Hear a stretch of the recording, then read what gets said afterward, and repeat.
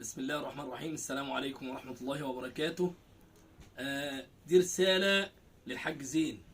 أنا هسمي الحاج زين لو إن هم طبعا كله دلوقتي بيقول عليه النصاب، وده طبعا يعني إيه، الناس معذورة في اللي هي بتقوله. طبعا الوضع الطبيعي اللي أنت عامله ده دلوقتي لا يقال عليه أقل من كده، أقل من إنك نصاب طبعا. ماشي. طبعا أنا إيه يعني، بداية أنا هوريك حاجة، يعني إيه، هوريك الصورة دي يا ريت تشوفها كويس قوي. عارف المكان ده؟ المكان ده مسجد نصر الإسلام اللي انت بتقف فيه معانا قدام ربنا، وكنت بتقف فيه في كل صلاة قدام ربنا معانا في مسجد نصر الإسلام في الصف الأول، وتقف كتفك في كتفنا كده. ده عايزك تفتكر بس ان انت هتقف قدام ربنا في نفس الموقف زي ما كنت بتقف في المسجد كده، هتقف معانا قدام ربنا وهنسألك في فلوسنا وأماناتنا، هنسألك فيها. ها اليوم ده شوف انت بقى هتقدم ايه بقى فيه. ماشي. تاني حاجة، دي صورك، دي صور عشان الناس بس تبقى عارفة مين زين وهو عمل ايه او الكلام ده كله. اهو ده زين يا جماعة. ماشي، ده زين. تاني حاجة، ابنك اهو برضه راخر اللي كان بيساعدك في النصب على الناس، بيساعدك في النصب على الناس اهو، عشان الناس بس تبقى واضحة العملية وواضحة الناس كانت بتقول ايه. ماشي يا حاج زين. دلوقتي انا عايز اكلمك بس ايه، رسالة لله، لله، ودي مش اول ولا اخر فيديو هيتعمل. انت طبعا لما كلمتني في التليفون قلت لي ان انت راجل تعرف ربنا، تعرف ربنا ومش هتاكل حق الناس وهتجيب حق كل الناس وهتدي لكل واحد حقه وانت عارف ربنا. وريتك الموقف في المسجد عشان افكرك بس ان انت كنت بتقف معانا قدام ربنا في المسجد، والوقفه دي هتقفها معانا في يوم القيامه. يوم القيامه هتقف معانا في كتفك في كتفنا كده اليوم ده، وهناخد منك حقنا قدام ربنا سبحانه وتعالى. الحق ده اقل واحد فينا هيخلص حسناتك اللي انت عملتها والصلوات اللي انت صليتها طول عمرك دي، هيخلصها منك. وزي ما قلت لك قبل كده، النبي عليه الصلاة والسلام قال ايه؟ قال رسول الله صلى الله عليه وسلم: أتدرون من المفلس؟ قالوا: المفلس فينا من ليس له درهم ولا دينار. قال: من المفلس من يأتي بصلاة وحج وزكاة وصوم وكل العبادات دي كلها، وفي الآخر وقد شتم هذا وأكل مال هذا وسفك دم هذا وهتك عرض هذا، فيأخذ هذا من حسناته وهذا من حسناته، فإذا فنيت حسناته أخذ من سيئاتهم فطرحت عليه فطرح في النار. دي أول حاجة. تاني حاجة، عايزك تتقي الله، اتقي الله في الكلام اللي انت قلته. انت لحد النهارده بقالك شهر ونص اهو، دخلنا في شهر ونص او شهر و20 يوم و10 ايام. عملت ايه؟ نفذت كلامك اللي انت قلته لي في التليفون عشان اطمن الناس؟ انت بعت لي انا حقي عشان خاطر اقول للناس زين بعت لي حق يا جماعه واطمنوا هيبعت لكل واحد حقه؟ ما عملتش كده. لا ده فوق كده كله كده.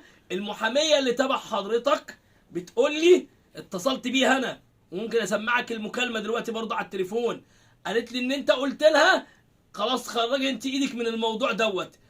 صح كلام ولا انا ولا هي بتكذب ولا ايه؟ مش عارف يعني.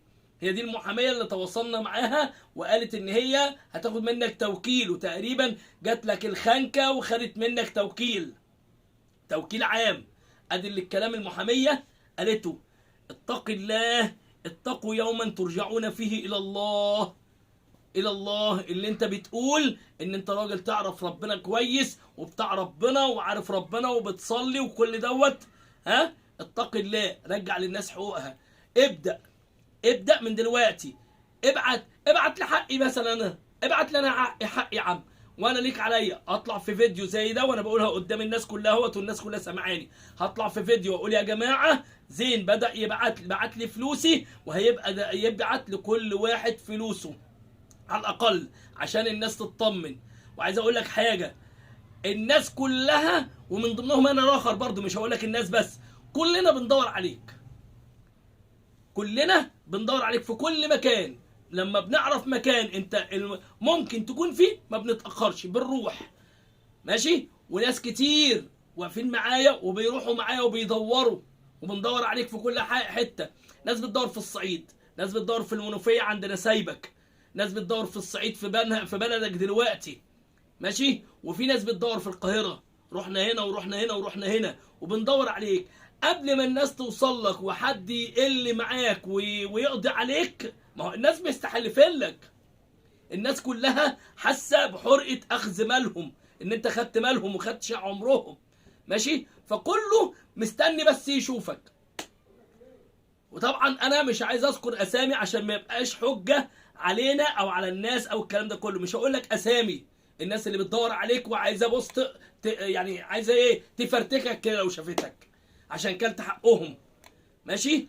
يا حاج زين اتق الله، مش هقول لك اكتر من كده، بس مش عايز اقول لك اكتر من كده، مش هطول عليك. ابدا واتق الله. انا قلت لك كذا مره قبل كده، انت مش عايز تيجي، ابعت لي يا عم. انا رقم تليفوني اللي عليه المحفظه 0100 17 37 404 0100 17 37 404. ابعت لي فلوسي على الرقم دوت يا عم، وانا هقول للناس واطلع واوريهم الرساله، اقول لهم ان زين بدا يبعت الفلوس ليكوا. بعت لي فلوسي هيبدا يبعت لكم فلوسكم واحده واحده. هو الراجل في محنه زي ما انت قلت لي، ان انت في محنه وبتتصرف ايه 40 يوم ولا اكتر من 40 يوم ما عرفتش تتصرف حتى في حق واحد. يعني حق واحد تتصرف فيه وتبعته له يطمن الناس حتى. انت لو كنت يعني مش معقوله مش ما اتصرفتش في ده، ولا تتصرف في الملايين اللي احنا بنسمعها دي كلها كده منين؟ انت في واحده يوم الاثنين اللي فات جت قالت انها مدياك من 6 شهور 2 مليون جنيه. واحده من المطريه جت هنا عند القهوه وعند المحل واغمى عليها اول ما عرفت ان انت مش هنا وقلبت. بتقول مدياك 2 مليون جنيه. طب انت بقى يعني لما انت النهارده 40 يوم ما اتصرفتش في 40,000 جنيه اللي هم حقي مثلا او 35,000 جنيه، امال اتصرف في بقيه الفلوس امتى؟ حتى انت لو بعت الفلوس هقدر ان انا اقول للناس يا جماعه زين بعت لي فلوسي، سواء على الرقم التليفون اللي مليته لك دوت، او قابلتني او بعته لي عن طريق حد ولا حاجه زي كده، اقدر ان انا اطمن الناس. انما دلوقتي انا اطمن الناس على ايه؟ انت طلبت مني اطمن امه لا اله الا الله ان كل واحد هياخد حقه، ماشي على عيني وعلى راسي. انما انا اطمنهم بايه اذا كنت انا نفسي ما خدتش حقي؟ اطمنهم على ايه؟ يا حاج زين يا حاج زين ما تخليش الناس تخرج عن شعورها اكتر من كده، لان الناس لو خرجت عن شعورها هتحصل مصايب. حتى لو قابلوا اي حد من طرفك، هتحصل مصايب. اتق الله وراعي ربنا. النهارده انت دلوقتي يعني عايزك تشوف حاجه بس كده من ضمن الحاجات اللي تيجي قدامي. عايز الموقف ده يذكرك بالاخره. انت النهارده هتعيش قد ايه؟ هتعيش 7 سنين 10 سنين؟ انت عندك 57 سنه. النبي عليه الصلاه والسلام قال ايه؟ قال اعمار امتي ما بين 60 وال70. فاضل لك 10 سنين 15 سنه هتعيشهم في الدنيا، هتنعم بفلوس الناس دي او حاجه زي كده. وفي الاخر والله كله هيسالك قدام ربنا. سبحانه وتعالى قال ايه؟ اول ما يحاسب عليه العبد يوم القيامه الصلاه، فان صلحت صلح سائر عمله، وان فسدت فسد سائر عمله، ماشي. وهيجي بقى الناس دي كلها تاني حاجه بيحاسب عليها العبد قدام ربنا حقوق الناس. حق الناس بتحاسب عليها بعد الصلاه على طول. وبعدين عايز اقول لك حاجه، الروح تبقى معلقه طول ما هي عليها دين، بتبقى معلقه. النبي عليه الصلاه والسلام لما دخل الجنازه قال هل عليها دين؟ قالوا نعم يا رسول الله. قال اذن فصلوا على ميتكم. ما صلاش على الجنازه اللي عليها دين. شوف انت عليك دين قد ايه، هتصلي عليك، هيصلوا عليك، وبعد ما هيصلوا عليك هتفضل الروح معلقه معذبه لحد سداد الدين. طب حد هيسد؟ اذا كنت انت نفسك مش عارف تسد الدين دلوقتي كده، مين هيسد وراك؟ علي اللي هرب معاك ونصب معاك هو ده اللي هيسد عليك؟ هيسد عنك؟ مش هيسد عنك. فإذا هتفضل معلق ليوم القيامة، وكل واحد هياخد حقه منك قدام ربنا سبحانه وتعالى. ساعتها الحقوق مش فلوس. الصلاة اللي انت صليتها دي كلها كده هتتفرق على الناس، يبقى كأنك ما عملتش حاجة في حياتك. ال57 سنة كل ما عملته خير في ال57 سنة هيروح، وانت ممكن يروح لواحد بس يقول لك انا ده حقي، الباقي هياخد من سيئاتهم ويحط عليك. مش عايز اتكلم اكتر من كده. حاج زين اسمع الكلام ده وعيه كويس قوي قوي قوي، وربنا يقدم اللي فيه الخير. شكرا.